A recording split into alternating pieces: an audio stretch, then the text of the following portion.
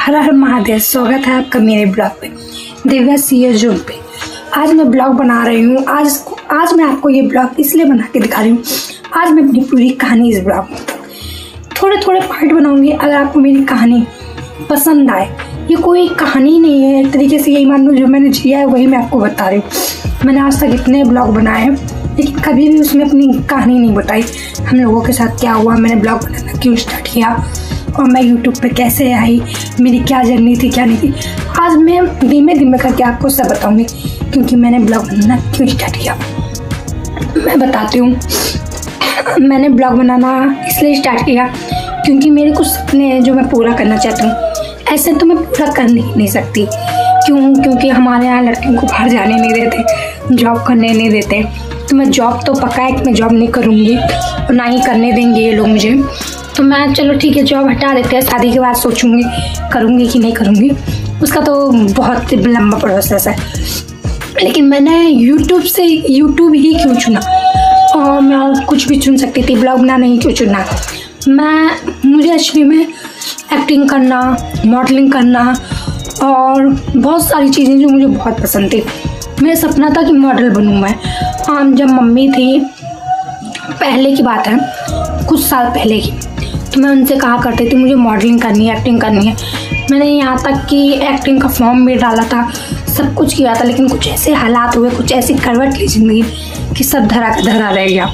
मेरी ज़िंदगी भी और मेरे सपने भी, कुछ मेरी मम्मा के भी सपने हैं जो भी धरे के धरे।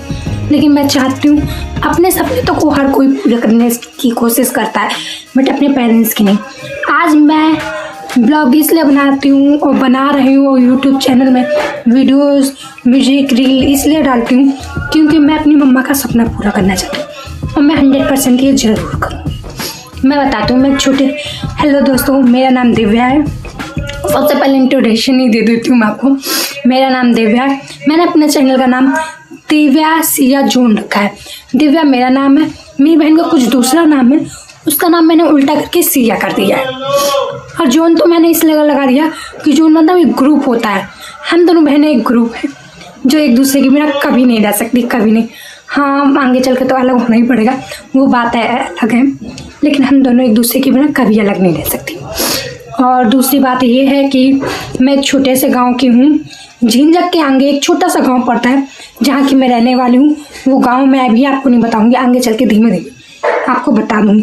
पहले आपको मेरा इंट्रोडक्शन नहीं पता था, आज मैंने बता दिया है कि मेरा नाम दिव्या है और मेरी सिस्टर है, मेरा भाई भी है, मेरे पापा हैं। हमारी फैमिली इतनी, हम गांव में पहले रहा करते थे लेकिन गांव से यहाँ शिफ्ट हो गए। हम लोगों ने छोटे से ही दिल्ली में रहा है। क्योंकि भाई जब बच्चे हैं तो काम करना ही पड़ेगा, गांव में रह के गुजारा नहीं होता है। खेती बाड़ी से क्या ही कर लेंगे, उस समय चाचा खेती बाड़ी करते थे और हम लोग दिल्ली में रहते थे। तो हम लोग छोटी सी दिल्ली में रहे हैं और आज भी दिल्ली में रह रहे हैं। ज़िंदगी में इतना बड़ा मोड़ ले लिया, उसके बाद भी हम लोग दिल्ली में हैं। पहले हम कुछ दिन के लिए गांव शिफ्ट हुए थे, लेकिन फिर कहानी में मोड़ आया, फिर ज़िंदगी पलटी और फिर हम दिल्ली में आ गए। हमारी कहानी पूरी घूम फिर के इर्द गिर्द एकदम दिल्ली में बसी है। छोटे से दिल्ली में, तो बीच में गाँव में शिफ्ट हुए, फिर दोबारा दिल्ली में। अब देखो कहाँ से कहाँ जाते कुछ पता नहीं। तो मैं आपको बताती हूँ, जब हम लोग छोटे थे तो दिल्ली में रहा करते, दिल्ली मतलब नोएडा में रहा करते थे। वहाँ पे मम्मी पापा हम लोग सब लोग रहा करते थे और मेरी मामी का लड़का भी रहा करता था। हम लोग 4 थे। उस समय मेरे पापा की नौकरी जॉब थी 2500 रुपये में, और मेरी मम्मी 4 बच्चों को पालती थी। ऐसे महंगाई में 4 बच्चों को पालना, घर चलाना, ऊपर से मेरा भाई बहुत छोटा था, उसका थोड़ा दूध का खर्चा रहता था, और हम लोगों की चारों की पढ़ाई, फिर उसके बाद खर्चा चलाना बहुत मुश्किल हो रहा था। तो मेरी मम्मी ने कोचिंग पढ़ाने, मतलब स्कूल में पढ़ाना स्टार्ट किया पापा से छुप के। उन्हें 1500 रुपये मिलते थे। उस समय भी हम लोगों का घर नहीं चल पाता था। क्योंकि हम लोग 4 लोग थे, ऊपर से हम दोनों लड़कियां थी, मेरे दोनों भाई थे, मतलब एक मामी का लड़का, एक मेरा भाई। फिर उसके बाद हम लोगों के खर्चे, पढ़ाई, रूम भाड़ा और किचन। कभी कभी तो ऐसा हो जाता था कि हमारे घर में राशन ख़त्म हो जाता था और हमें पापा उधार लेके आते थे, फिर राशन, फिर उसे अगले महीने देते थे। जो उनकी जॉब के पैसे आते थे आधे उसमें चले जाते थे। हमें समझ नहीं आता था हम लोग क्या करें। लेकिन फिर भी मेरी मम्मी ने संघर्ष करती रही। उस समय मेरे मम्मी और पापा ने संघर्ष किया था, वो संघर्ष उनका बेकार नहीं गया। उन्होंने हम लोगों को बहुत अच्छी लाइफ दी और उसके बाद हम लोगों ने जॉब तो नहीं कहेंगे कि जॉब पापा ने छोड़ दी थी। उसके बाद हमारी दुकान चालू हुई। दुकान में वो दुकान की मेहनत हम लोगों ने बहुत की।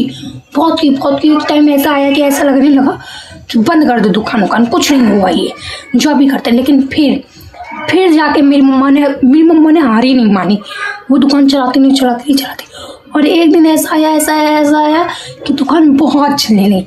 खासतौर वो मेहनत थी मेरी मम्मा की, अकेले मेरी मम्मी की, क्योंकि मेरी मम्मी ने बहुत संघर्ष किए थे, बहुत। वो मतलब एक तरीके से मालिकों की नहीं, औरतों की नहीं, बहुत मेहनत करती थी दिन रात। ज़्यादा लंबा हो रहा है इसलिए मैं अपना ब्लॉग यहीं पे ख़त्म कर रही हूँ। अगर आपको मेरे आगे की कहानी जाननी है, मेरे आगे की कहानी क्या है, मैं सेकंड ब्लॉग बनाऊँगी, आप उसे जरूर देखिएगा।